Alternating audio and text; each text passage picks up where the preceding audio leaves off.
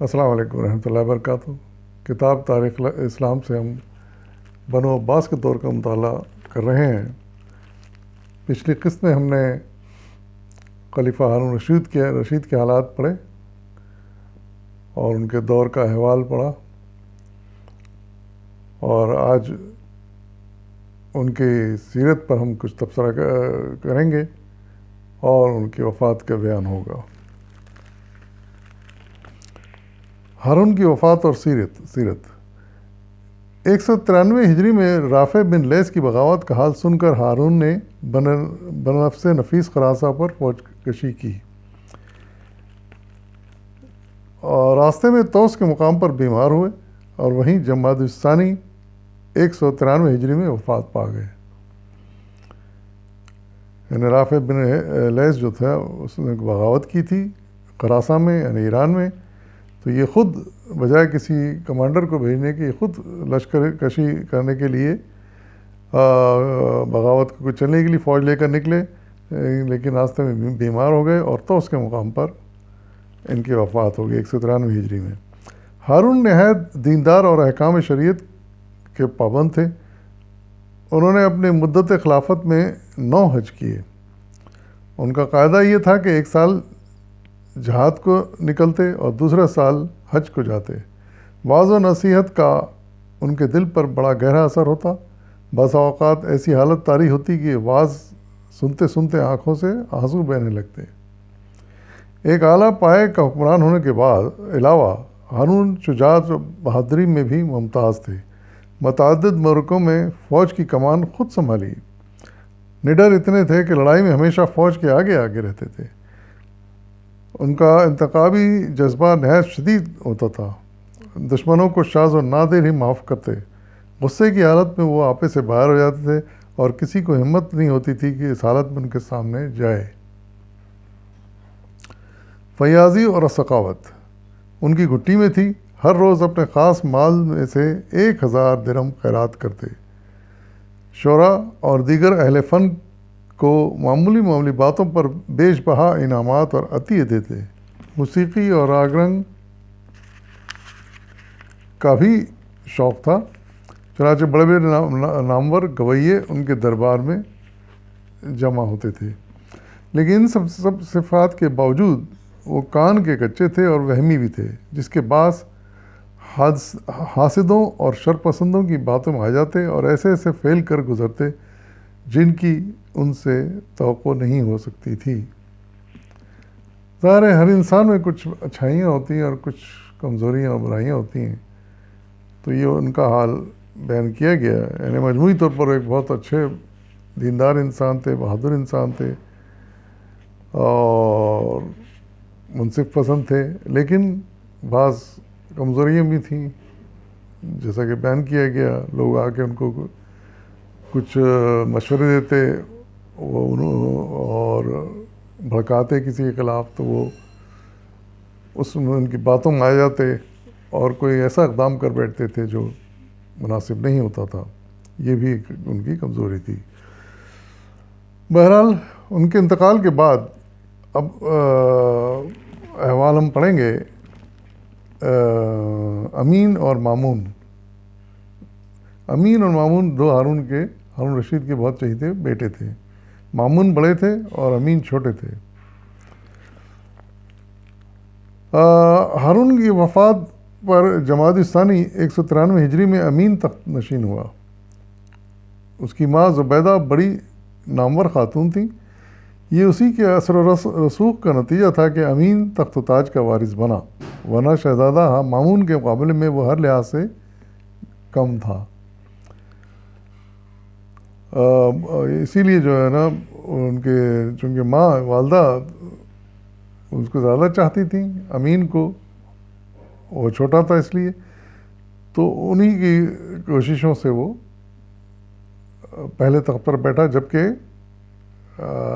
مامون بڑے ہونے کی حیثیت سے ان کو بیٹھنا چاہیے تھا۔ امین تدبیر و سیاست میں کورا اور عیش و عشرت کا دلدادہ تھا۔ خلیفہ ہوتے ہی لہو لب اور تعیش میں ایسا غرق ہوا کہ امور سلطنت کو بالکل نظر انداز کر دیا۔ رقص و سرور پر بے انتہا روپیہ صرف کرنا شروع کر دیا۔ سینکڑوں رقاصائیں اور خواجہ سرا اس کی محفل کی زینت ہوتے تھے، ان پر بے دریغ زر و جواہر نثار کیے جاتے۔ اس نے دریائے دجلہ کے کنارے متعدد عشرت گاہیں تعمیر کرائیں اور سانپ سے مشابہہ 5 کشتیاں بنوائیں جن پر سوار ہو کر دریا کی سیر سے لطف اندوز ہوتا تھا۔ مزید تفریح کے لیے دور دراز سے ہاتھی، شیر، عقاب اور رنگا رنگ کے پرندے منگائے جاتے تھے،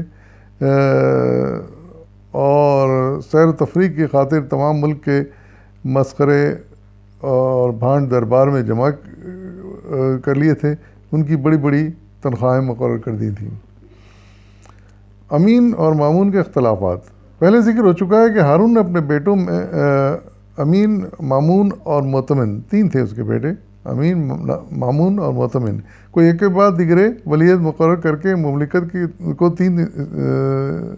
تینوں میں تقسیم کر دیا تھا۔ ہارون نے اپنے زندگی میں یہ کیا تھا کہ تینوں کو الگ الگ علاقوں کا حاکم بنا دیا تھا،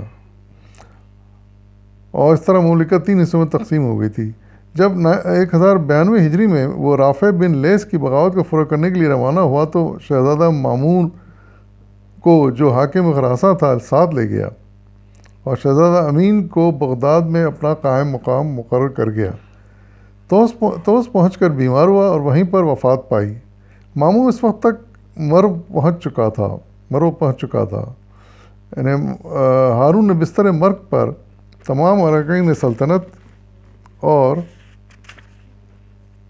فوجی سرداروں کو جمع کر کے کہا کہ میرے ساتھ جس قدر فوج اور خزانہ ہے وہ سب مامون کی ملکیت ہے، اور ان سے عہد لیا کہ سارا خزانہ اور فوج مامون کے پاس مرو پہنچا دیں۔ وہ راستے میں اس کا انتقال ہو گیا تھا، انتقال ہونے سے پہلے اس نے وصیت کی کہ یہ ساری فوج اور خزانہ ملک کا جو ہے وہ بڑے بھائی مامون کو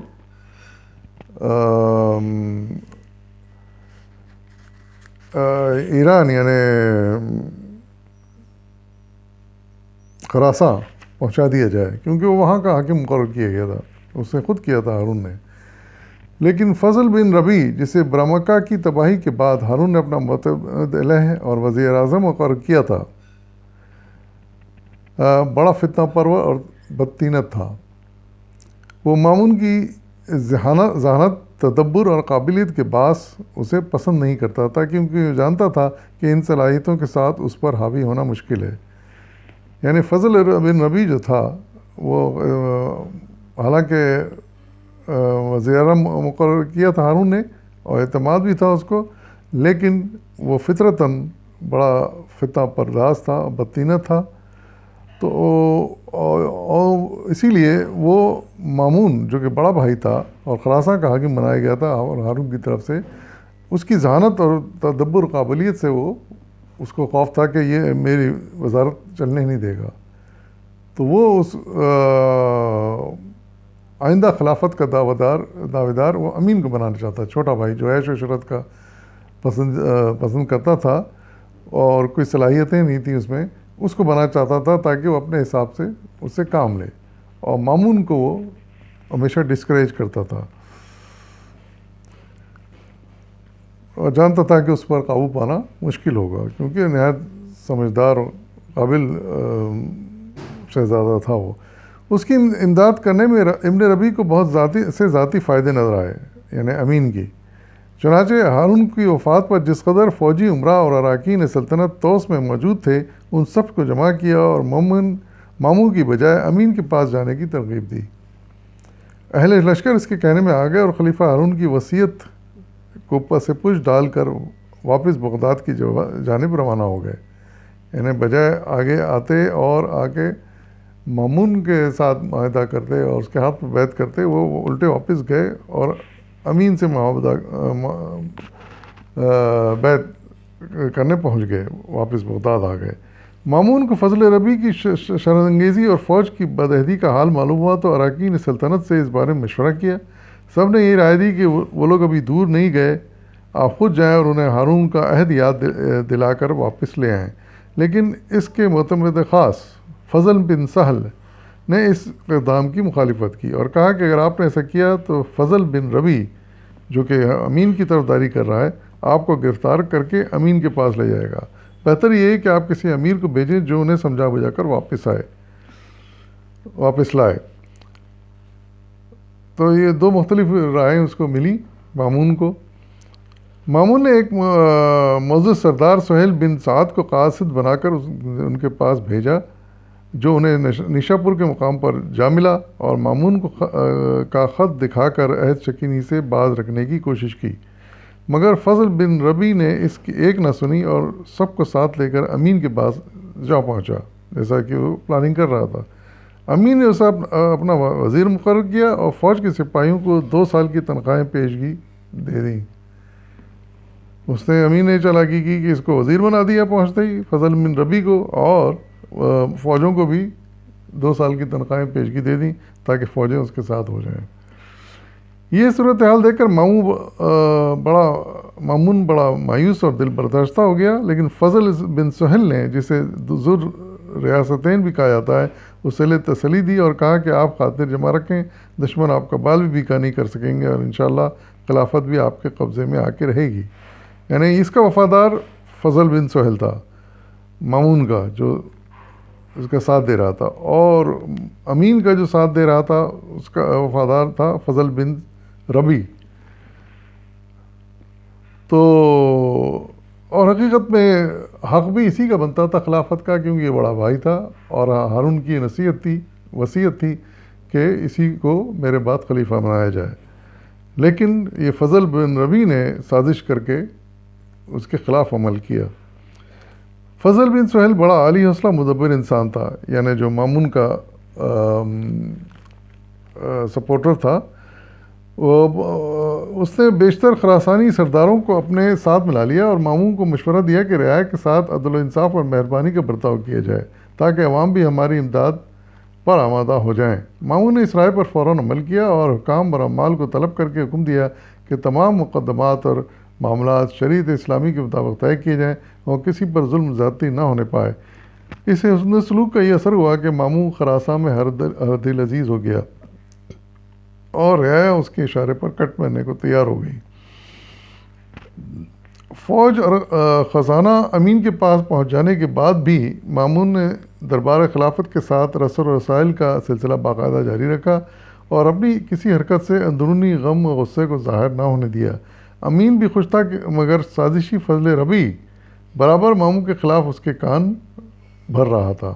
اسے خدشہ تھا کہ اگر کسی وقت مامون خلیفہ بن گیا تو اس کی خیر نہیں ہوگی۔ ظاہر ایسے مکاروں اور غداروں کو ڈر رہتا ہے کہ کہیں ان کے اوپر ہی مصیبت نہ ٹوٹ پڑے، تو وہ اپنے تحفظ کا پورا انتظام کرتے ہیں۔ چنانچہ حفظ ما تقدم کے طور پر فضل بن ربی نے امین کو ورغلانا شروع کیا کہ مامون اور معتمن یعنی سب سے چھوٹے بھائی کو ولی عہدی سے خارج کر کے اپنے بیٹے موسیٰ کو ولی عہد نامزد کر دے۔ یعنی اس نے ایک نئی چال یہ چلی کہ اس کو بھڑکایا امین کو بغداد میں کہ جو ہے نا دونوں بھائیوں کو معزول کر دیں اور اپنے بیٹے موسیٰ کو ولی عہد نامزد کر دیں۔ دونوں بھائیوں یعنی بڑے بھائی مامون کو اور معتمن کو اپنے عہدوں سے ہٹا دیں اور آئندہ کے لیے اپنے بیٹے موسیٰ کو ولی عہد نامزد کر دیں۔ یہ اس کی مشورہ تھا۔ ابتدا میں تو اس نے اس مشورے پر توجہ نہ دی، مگر بعد میں رضامند ہو گیا اور دونوں بھائیوں کو لکھ بھیجا کہ وہ اپنی اپنی ولی عہدی سے دستبردار ہو کر موسیٰ کو ولی عہد تسلیم کریں۔ معتمن تو مان گیا، لیکن مامون نے سخت مخالفت کی اور کہا کہ یہ سب ہمارے باپ کی وصیت کے برعکس ہے، اس لیے میں اسے کسی قیمت پر بھی منظور نہیں کر سکتا۔ مگر امین نے اس کو خاطر میں نہ لاتے ہوئے زبردستی موسیٰ کو ولی عہد نامزد کر دیا اور ولایت عہد کا جو عہد نامہ ہارون نے لکھوا کر خانہ کعبہ میں رکھا ہوا تھا اسے منگا کر چاک کر ڈالا۔ ہارون نے ایک وصیت نامہ لکھ کر خانہ کعبہ میں رکھا ہوا تھا تو اس نے اس کو منگا کر پھاڑ دیا۔